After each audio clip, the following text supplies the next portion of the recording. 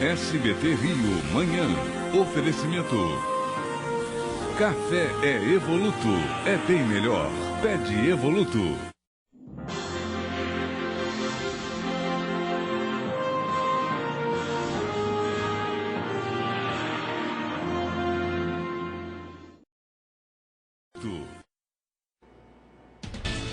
Comandante da UPP Nova Brasília é morto em confronto com bandidos. Ele foi ajudar policiais encurralados por traficantes e acabou baleado com 2 tiros no peito.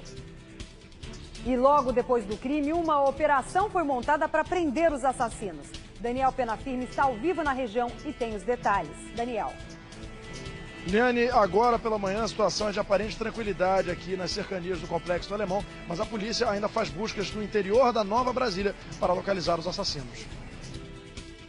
E ainda, preso jovem de classe média alta acusado de estuprar mulheres na Zona Oeste. Ele é lutador de artes marciais e herdeiro de uma rede de supermercados. E outras 2 prisões são importantes para esclarecer o caso daquela grávida que desapareceu em Campo Grande. O casal suspeito de comandar a clínica de aborto foi encontrado na região dos Lagos. Olá, bom dia. Hoje é sexta-feira, 12 de setembro. Eu sou Liane Borges e você está no SBT Rio Manhã. Criminosos matam o comandante da UPP Nova Brasília no Complexo do Alemão. Ele é o primeiro comandante de UPP morto durante troca de tiros com traficantes. A Daniele Correia traz as informações. Um tiro no peito e fatal. O capitão Anderson Manuel da Silva tinha apenas 34 anos. Ele chegou a ser socorrido. Nesta imagem, é ele dentro da ambulância, descendo o morro em direção à UPA do Complexo do Alemão. O comandante foi atingido durante um confronto com traficantes na localidade do Largo da Vivi, reduto de bandidos no Alemão. O policial estava há 11 anos na PM e há apenas 3 meses estava à frente da unidade de polícia pacificadora da Nova Brasília, região mais violenta do Complexo do Alemão, segundo a polícia.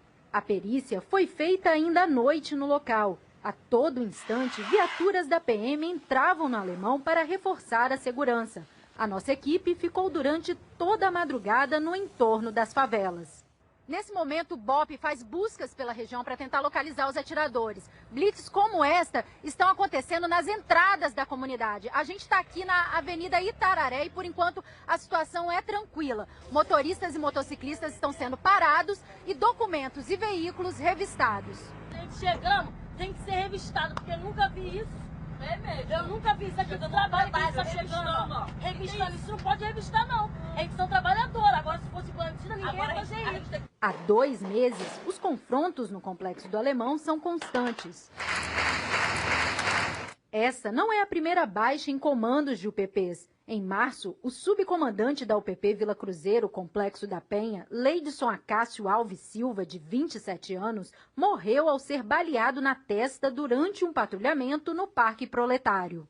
Em nota, o governador Luiz Fernando Pezão lamentou a morte do comandante, reiterou que o Estado não vai retroceder na política de pacificação e enfatizou o processo de instalação de UPPs no conjunto de favelas da Maré.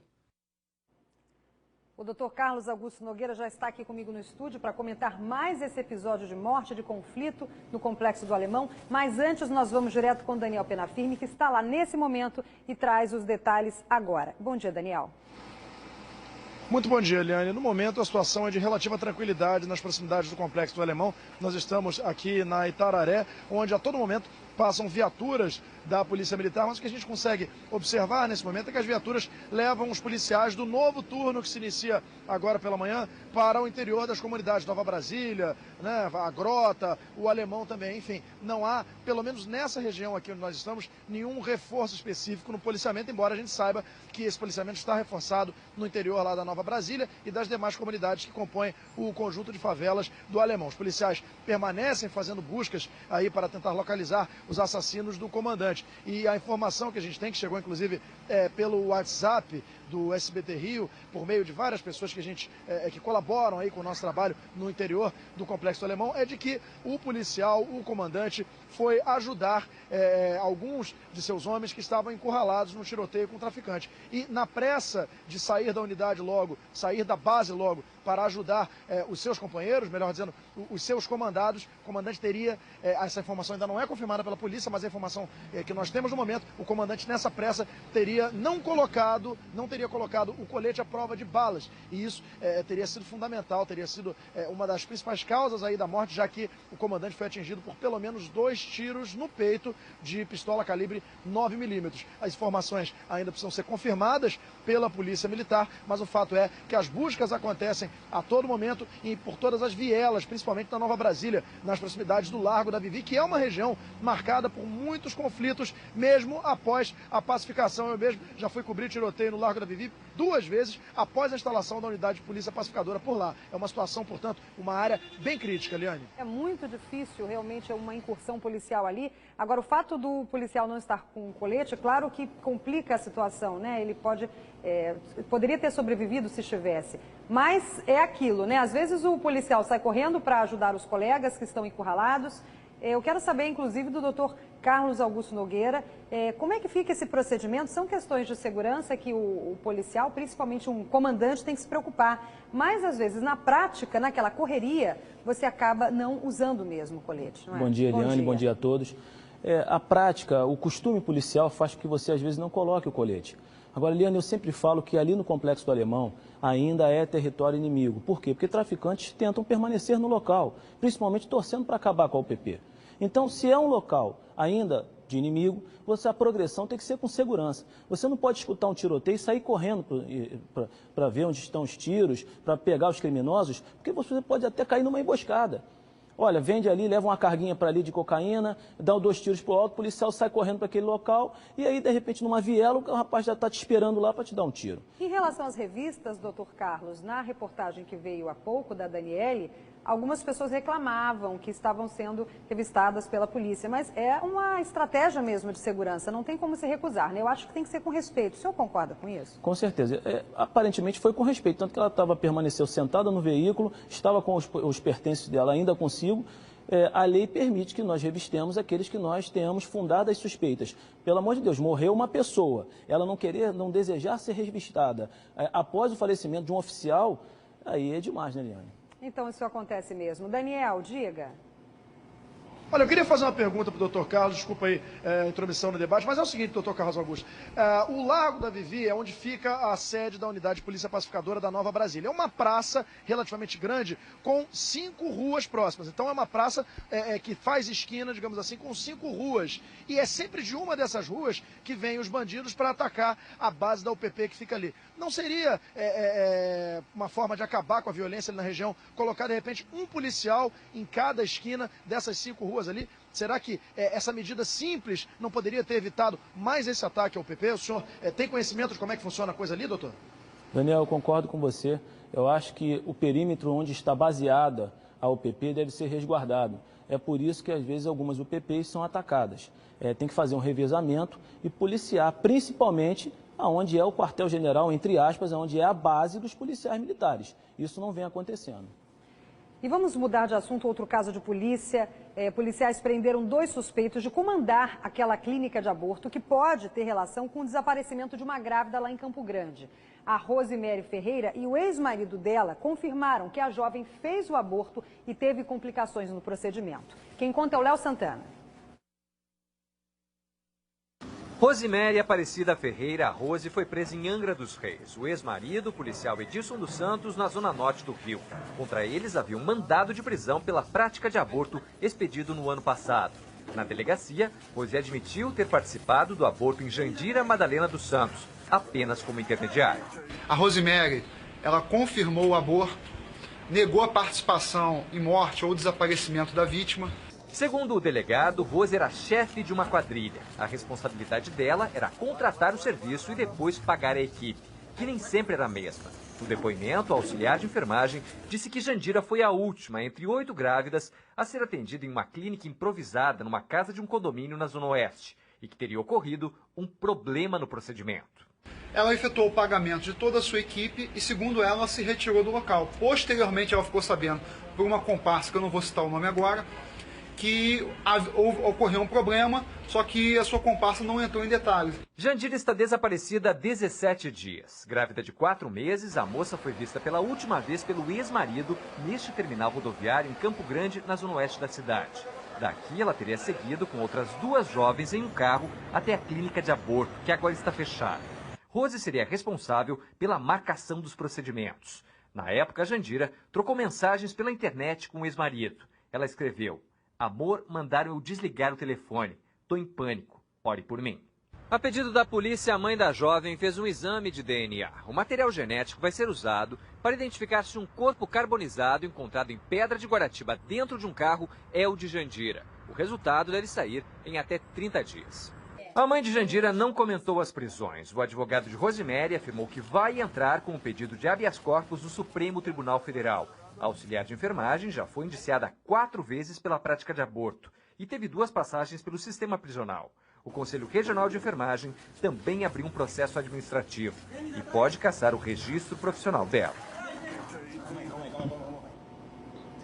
Essa doutora Rose não se entregou, ela foi capturada. E aí disse na delegacia que fez o aborto, confessou, o que já é crime, mas nega ter relação com o desaparecimento. Só que há essa comparsa que disse a ela, segundo essa doutora Rose, que houve complicações no aborto. Alguma coisa ela está omitindo nessa história, não é, doutor Carlos? Isso é uma técnica tão ridícula de defesa, Liane.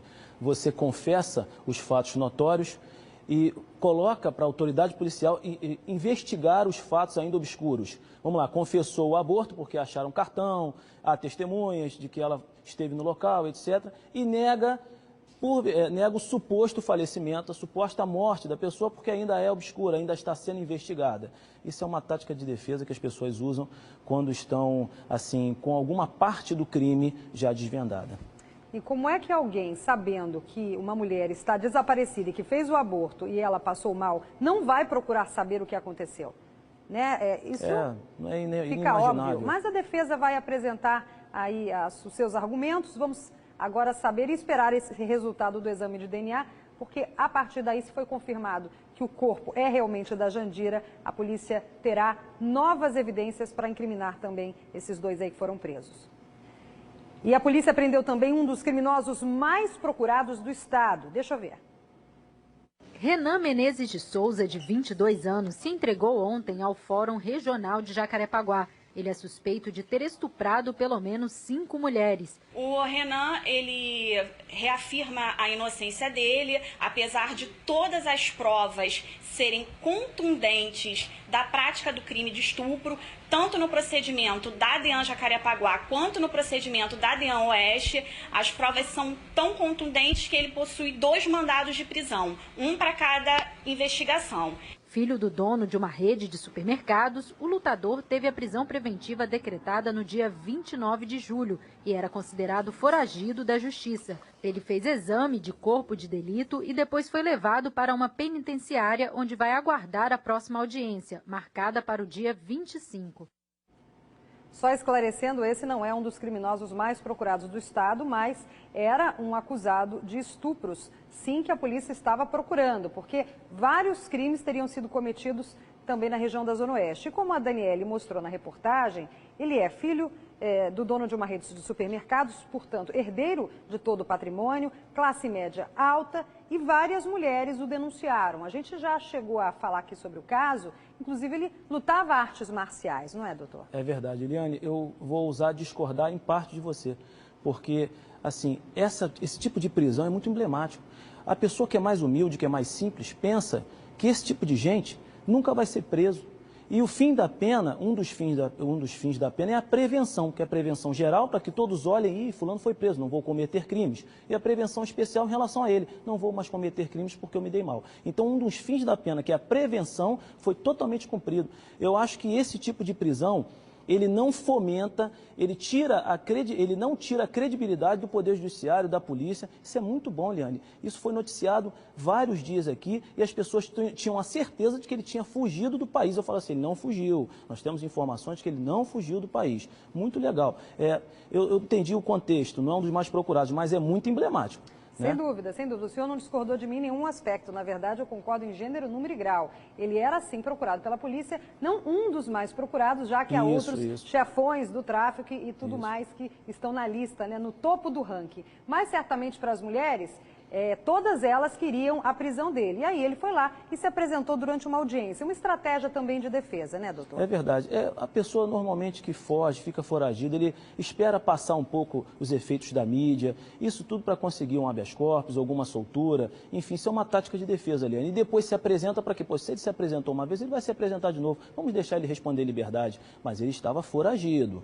Ele se apresentou depois de um mês, 2 meses, que ele pode ter apagado algumas provas, comprado testemunhas, enfim. Ele se apresentou depois de estar foragido. E agora sim você vai ver a reportagem sobre este outro criminoso a que eu me referia, que é, sim, um dos mais procurados do estado. Você vai ver quem é na reportagem.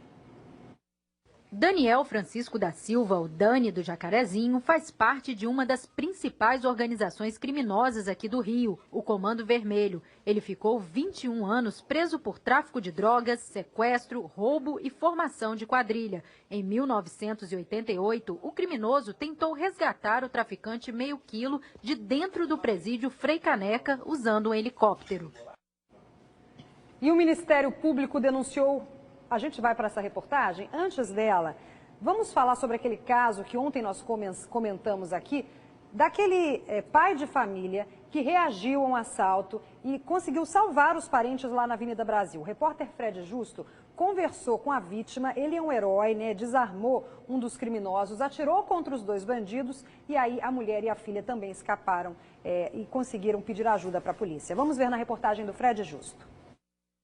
Na minha cabeça, eu só pensei na minha filha e na minha esposa. Estava ali para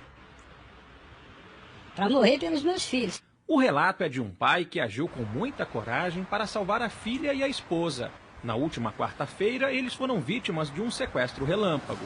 Segundo a polícia, a família foi rendida na porta da empresa por 2 ladrões. Os pais e a filha foram colocados no banco de trás da caminhonete e ficaram sob a mira de um revólver. Os criminosos rodaram por 20 quilômetros com os reféns. Passaram por pelo menos 4 bairros do subúrbio. No trajeto, faziam ameaças. Falavam que iam mexer na princesinha do papai, que iam tentar me estuprar. Nessa hora, o pai decidiu agir. Assim que viu uma viatura da polícia aqui na Avenida Brasil, ele abriu a porta, jogou a filha e a esposa para fora do carro e ainda conseguiu pegar a arma que estava com um dos sequestradores. Eu consegui travar o tambor do revólver e fui bem sucedido através de uma mordida que eu dei na mão dele. Ele soltou o revólver e eu atingi logo o motorista. Na pele da filha, pequenas escoriações provocadas pela queda do carro em movimento. Na cabeça, as lembranças da violência que jamais será esquecida.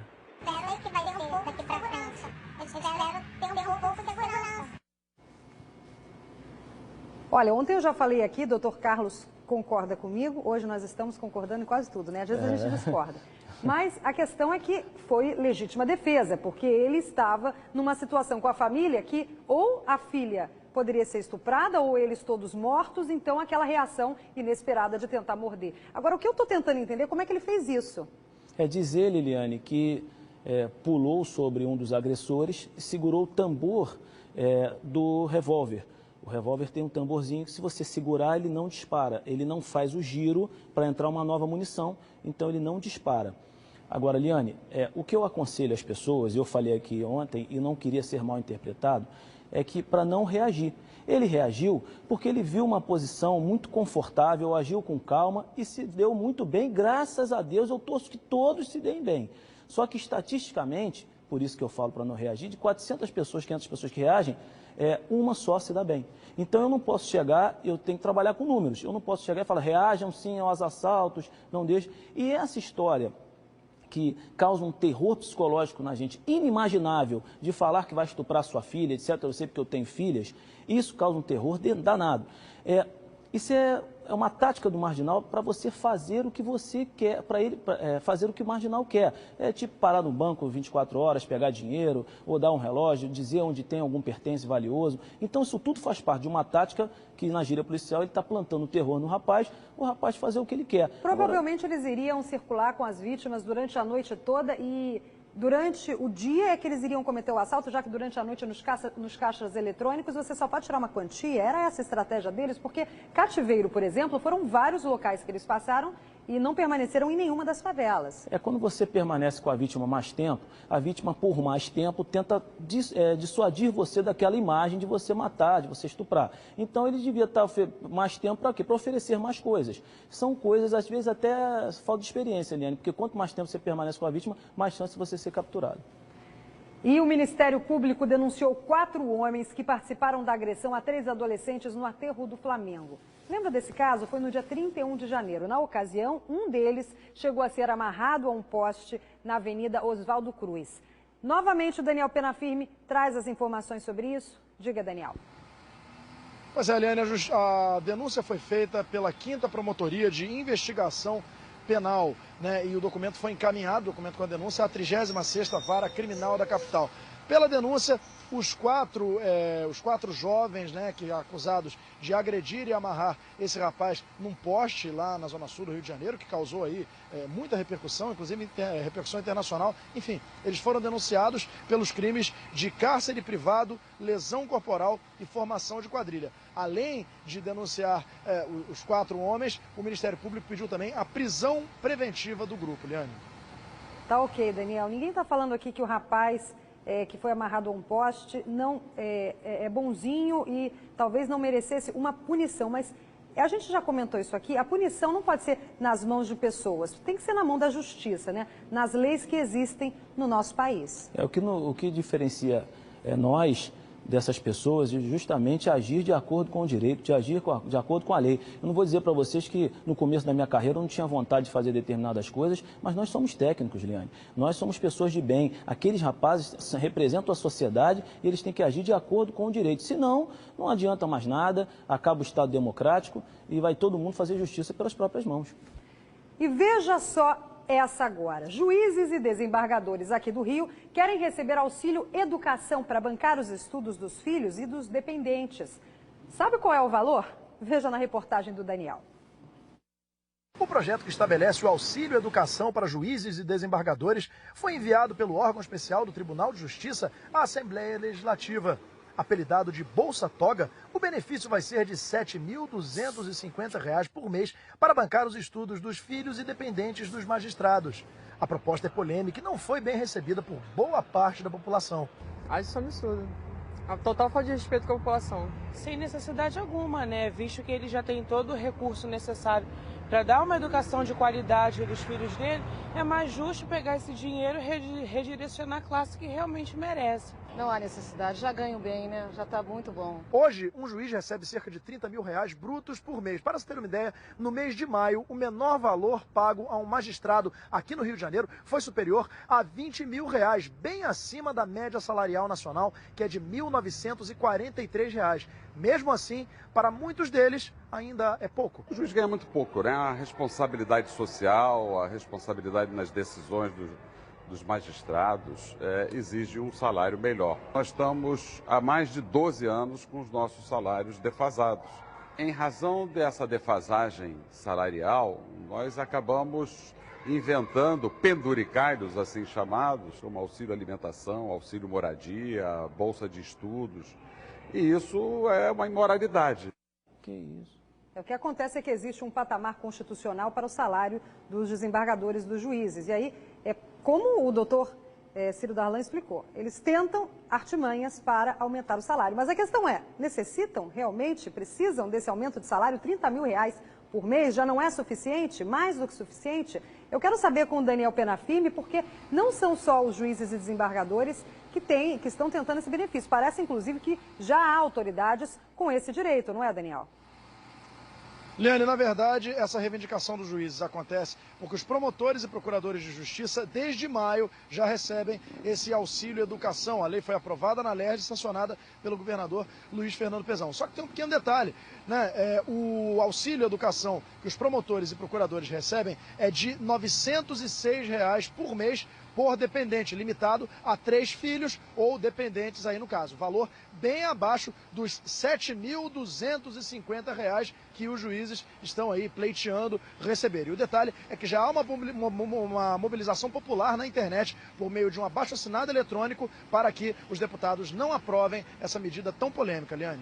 Ok, Daniel, muito obrigada. Nós vamos para um rápido intervalo e na volta você vai saber tudo sobre um novo filme que estreia hoje nos cinemas. E é uma declaração de amor ao Rio, já que hoje é sexta-feira, né? Mas antes, a previsão do tempo. Daniel.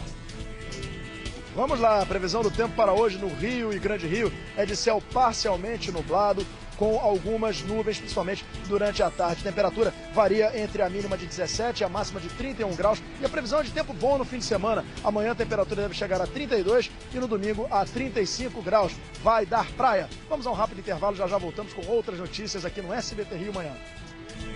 O segredo do sucesso é ser fiel às origens. É fazer tudo de forma natural e muito bem feito. Eu estou falando do café Evoluto, o café que vem das melhores regiões cafeeiras do país. É bem melhor. Pede Evoluto. Já notou que quando você deseja muito uma coisa, repara nos mínimos detalhes? O corte do vestido que fica perfeito no seu corpo, o consumo e a capacidade da geladeira para sua cozinha, cada função da TV que você sonha.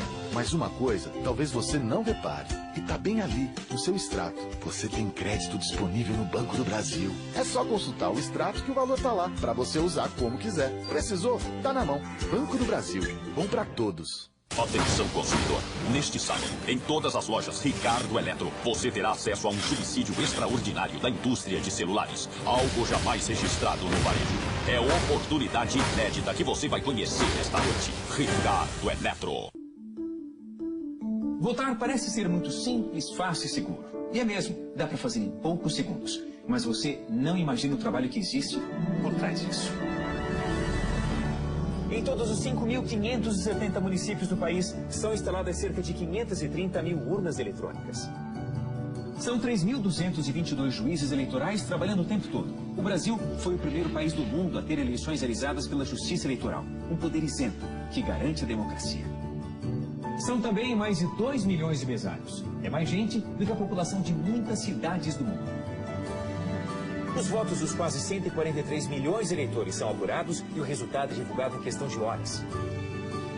É isso que a Justiça Eleitoral faz há 70 anos. Garante a você o direito ao voto de forma segura e imparcial. E depois da eleição, é hora de julgar milhares de processos e preparar a próxima. O trabalho não para.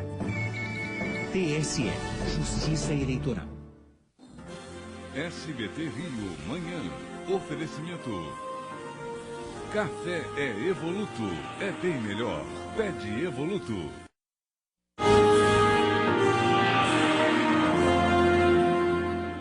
Estamos de volta com o SBT Rio Manhã. Agora são 7 horas e 26 minutos. Com 11 diretores renomados e a presença de um elenco de dar inveja, o longa-metragem Rio, Eu Te Amo tem como pano de fundo cenários deslumbrantes da cidade. A nossa equipe foi conversar com atores do filme para saber mais detalhes.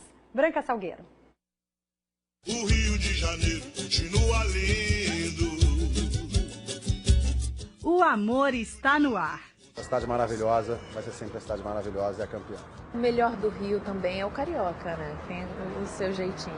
O Rio inteiro é uma atração turística, né? Desde a Baixada até a Zona Sul. O Rio é mais cidade, é atitude, tá no coração. O elenco de Rio Eu Te Amo está literalmente em um relacionamento sério com a cidade.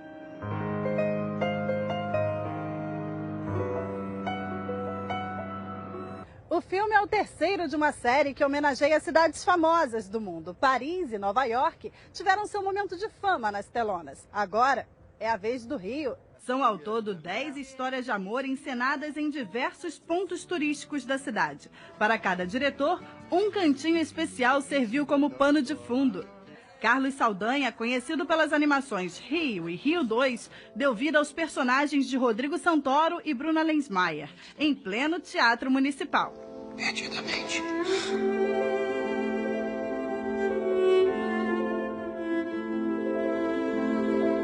Eu sempre olhei o municipal como se fosse uma caixinha de joias no meio daquele cinza. Mas as surpresas não param por aí. 26 atores de renome nacional e internacional fazem parte do elenco. Wagner Moura volta a ser dirigido por José Padilha.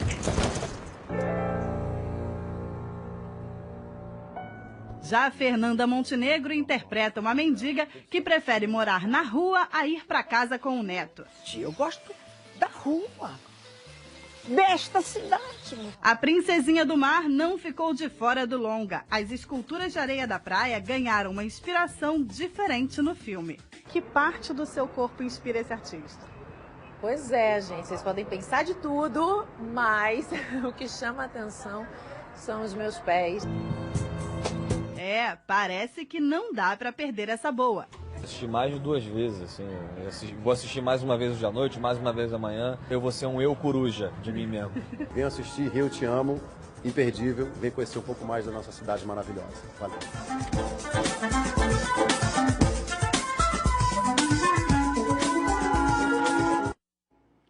E o Rio merece mesmo ser prestigiado no cinema, né? A gente fala aqui sobre tantos crimes, tantas situações desagradáveis, mas afinal de contas é uma cidade maravilhosa, com cenários belíssimos e que são demonstrados no filme. Olha, antes da gente terminar, deixa eu mandar um recado aqui. Primeiro um abraço para o Dr. Carlos, que já teve que sair correndo, e também um abraço especial para algumas pessoas. A Luciana Silva, de Duque de Caxias, a filha dela, Pamela, que nos assiste antes de ir para a escola. A Sara já está atrasada, pode ir correndo. E ao Djalma Moraes, que sempre comenta as nossas matérias, e o meu figurino.